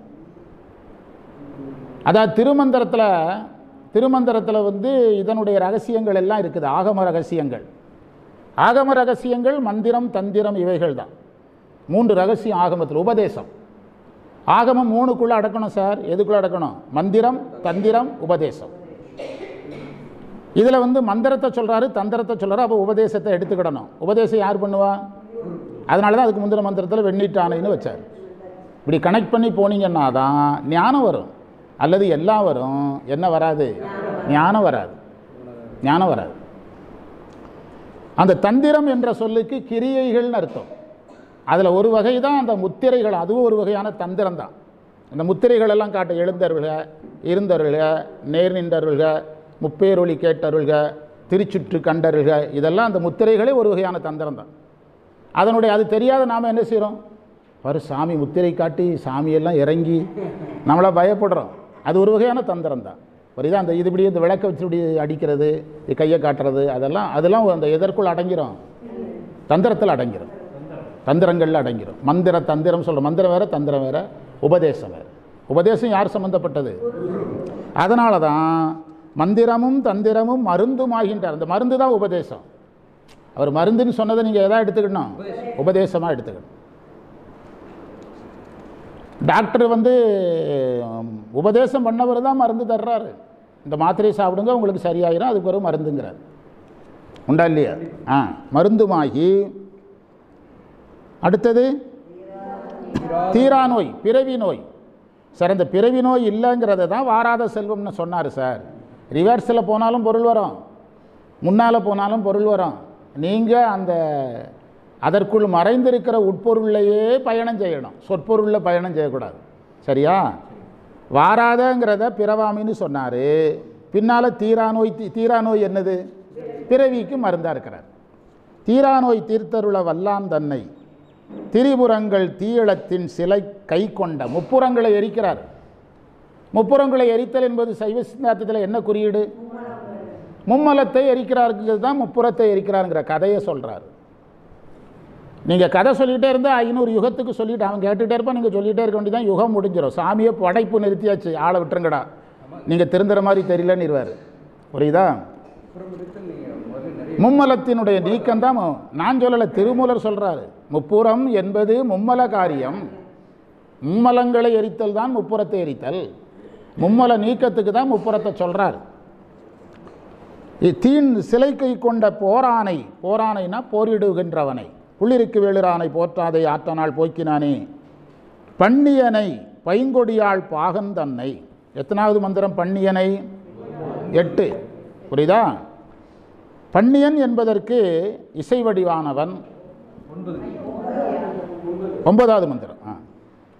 இசை வடிவானவன் அல்லது பண்ணுங்கிறதுக்கு செம்மைன்னு ஒரு பொருள் உண்டு. பண்ணுனா செம்மை என்ற ஒரு பொருளும் உண்டு. பண்படுத்துதல், அதிலிருந்து வர்றது தான் விவசாய பண்ணை. எல்லா இடத்துலையும் விவசாயம் பண்ண முடியாது, பண்ணையில் தான் பண்ண முடியும். நிலம் எதற்கு ஏற்றதாக இருக்கணும்.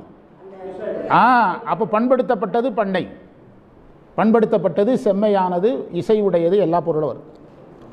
பைங்கொடியாள் பாகன் தன்னை, அதாவது பைங்கொடி என்பதற்கு காய்ந்து போகாத பசுமையான கொடின்னு அர்த்தம். அவளுடைய பாகன் தன்னை படர்சடை மேல் புனல் கறந்த படிரன் தன்னை. படிரன் என்றால் மறைப்பவன்.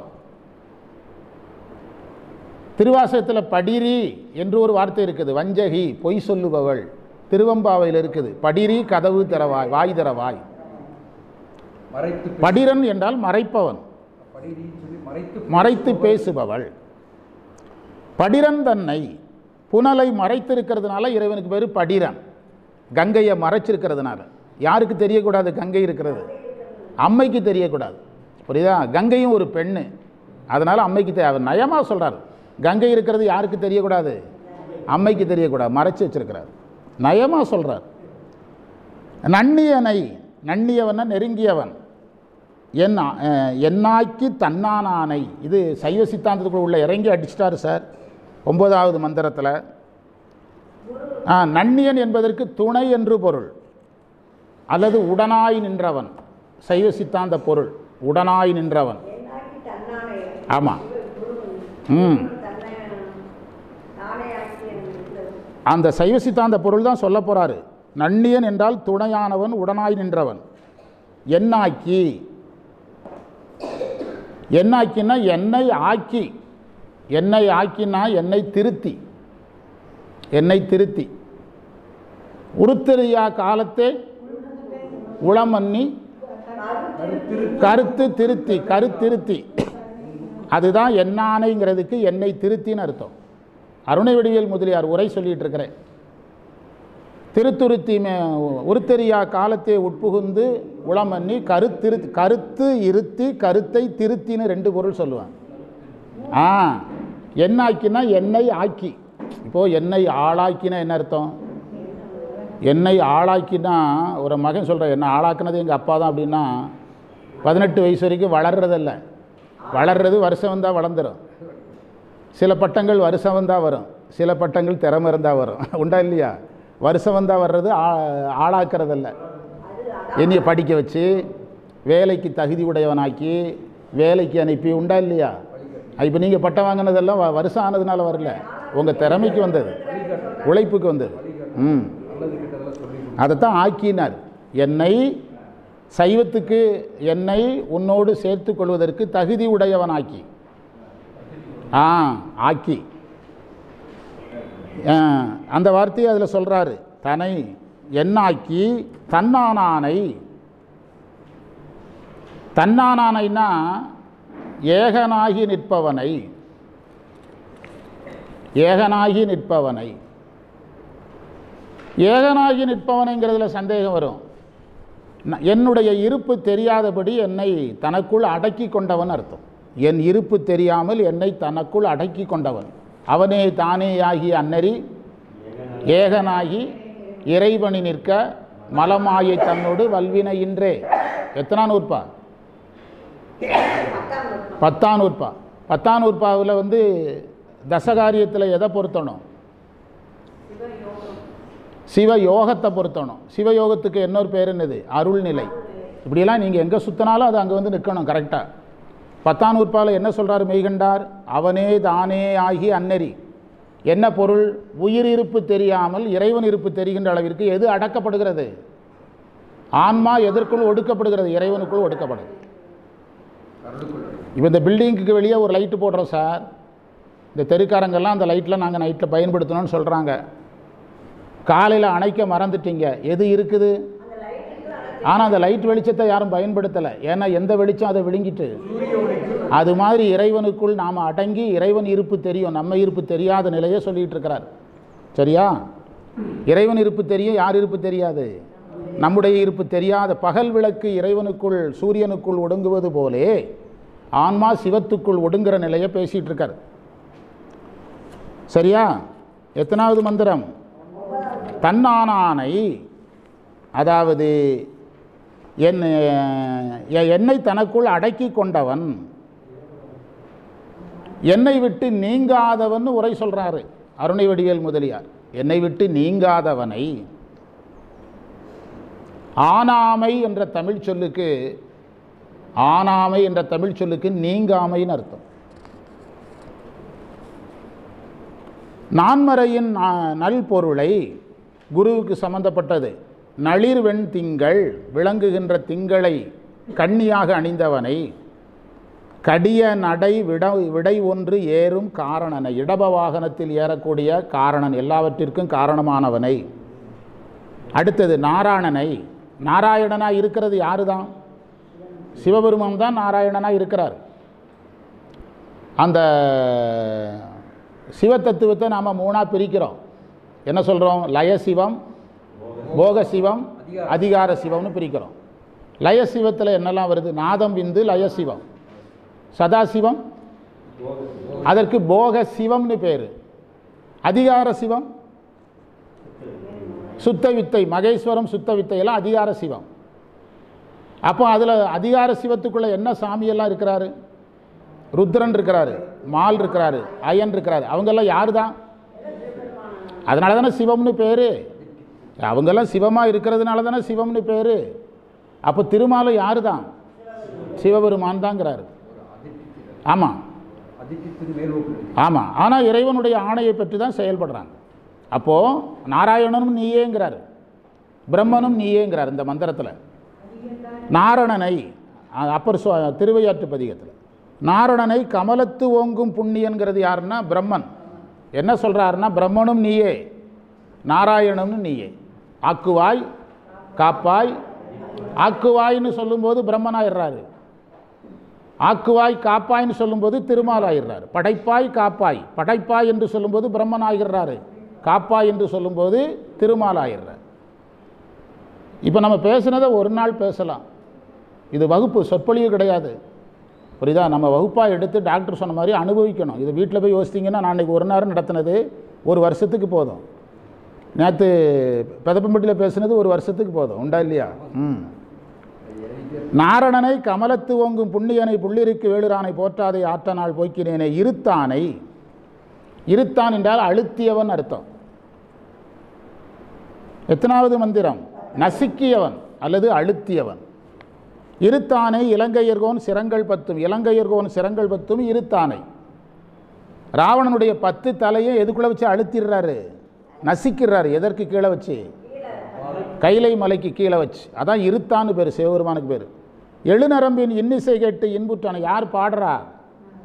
ராவணன் 7 நரம்புகளை பொருத்தி பாடுறான், அதுக்கு சந்தோஷப்படுறார். இன்புற்றானை. அறுத்தானை அடியார்தம் அருநோய் பாவம். ஏற்கனவே வந்துட்டு இடர் பாவம்னாரு முதல்ல, இப்போ அருநோய் பாவம்னாரு. நோயினா நீங்கள் உடம்புக்குள்ள நோயின்னு மட்டும் எடுக்கக்கூடாது, உடம்புக்குள்ள நோயும் எடுக்கணும். அது ஒரு தப்பு. சைவ சித்தாந்திகள் உடல் நோயை பற்றியே பேச வேண்டாங்கிறாங்க. உடம்பு நல்லா இருந்தால் தானே சைவம் பண்ண முடியும். உடம்பு நோயையும் சாமி சரி பண்ணணும், பிறவி நோயையும் சரி பண்ணணும். பிறவி நோயை மட்டும் சரி பண்ணி என்ன செய்ய?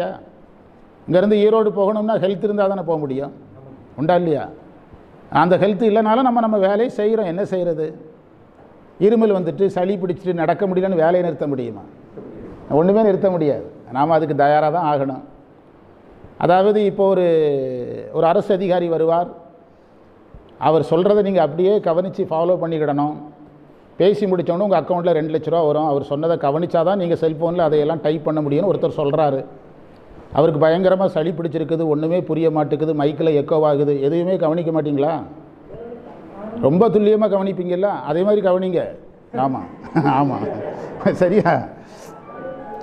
அதை விட இது முக்கியம், உண்டா இல்லையா? எனக்கு சளி பிடிச்சது என்னோட போகட்டு, நான் சொன்ன உதாரணத்துக்கு வாங்க.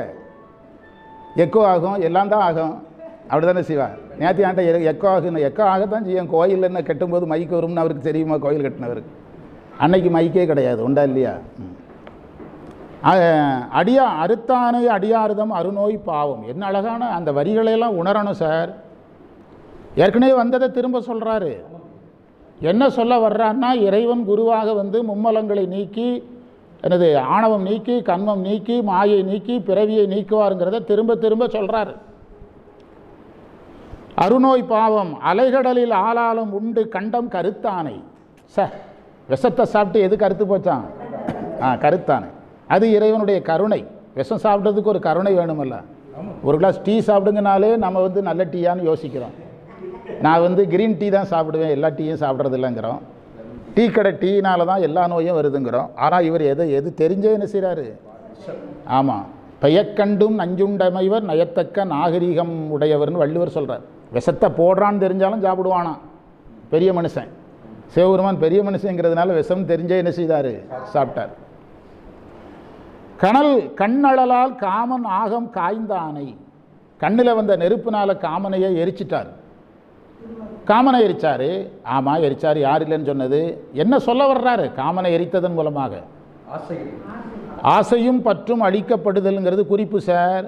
காமனை எரித்தல் என்பது இந்த வேதாந்த குரு எங்ககிட்ட சொல்லுவாங்க அடிக்கடி. காமன் எரித்தான்ங்கிறத கதையாக எத்தனை நாளைக்கு தாண்டா சொல்லிகிட்டு இருப்பீங்க, அதை கொஞ்சம் விளக்கமாக சித்தாந்தமாக வேதாந்தமாக சொல்லுங்கம்பாங்க. ஆசை போனது என்பதற்கு அடையாளம் காமன் எரிதல். அவன் எரியும் போதே அவனுடைய மனைவியும் இல்லாமல் போயிடுறான். அவனுடைய மனைவி கண்ணுக்கு தெரியாமல் ஏதோ ஒரு கதை, அந்த கதையில் ஒரு உள்ளீடு இருக்குது. அந்த உள்ளீடு என்னதுன்னா பற்றும் நீங்குகிறதுங்கிற என்பது உள்ளீடு. அதில் புரியுதா? ஆசையும் போனது, பற்று தான் ஆசையாகும். ரெண்டும் போனதுக்கு குறியீடு தான் யார்? எரிப்பு. எரிப்பு, காமன் எரிப்பு. காமனாகும் காய்ந்தானை கனல் மழுவும். நெருப்பை கக்குகின்ற மழு வச்சிருக்கிறாரு. மழு என்பது கோடரி போன்ற ஆயுதம். சிவபெருமான் எந்த ஆயுதம் வச்சிருந்தாலும் அதுக்கு பேர் ஞானம்தான். அப்படின்னு யார் சொன்னான்னு கேட்கக்கூடாது. ஞானவாள் ஏந்தும் ஐயர் மாணிக்கவாசர் சொல்ல, ஞானத்தை வாளாக வைத்திருக்கிறார். முருகர் வச்சிருக்கிற வேல் ஞானம், சிவன் வச்சிருக்கிற திரிசூலம் ஞானம், சிவன் வைத்திருக்கிற மழு ஞானம். இறைவன் ஆயுதம் வச்சிருக்கிறாருன்னா என்ன வச்சிருக்கிறாருன்னு அர்த்தம்? மரத்தை வெட்டணும்னா அது கோடரி வேணும். 3 மலங்களை எதை கொண்டு தான் வெட்ட முடியும்? அதனால தான் மழுவை இங்கே எடுத்து சொன்னார். கலையும், கலை என்பது மானை குறித்தது. கலையும் அங்கை, அந்த மூல நூலில் மங்கைன்னு இருக்குது. நான் மூல நூல் எடுத்து பொருள் எழுதும்போது பார்த்தேன். அப்போ வந்து அங்கே அங்கைன்னு பிரிக்கணும். அங்கை பொறுத்தானை, பொறுத்தானா தாங்கியவனை, புள்ளிருக்கு வேளுரானை போற்றாதே ஆற்றனால் போய்க்கினேனே. அடுத்த பதிகம் 6ஆம் திருமுறைக்கு வந்துட்டோம். சூப்பர், திருப்பதிகம் பாடியாச்சு. அடுத்தது அப்பன்னி. நமக்கு தெரிஞ்ச பதிகம், அதில் நிறைய நமக்கு தெரிஞ்ச பாட்டெல்லாம் அதுக்குள்ளே இருக்குது.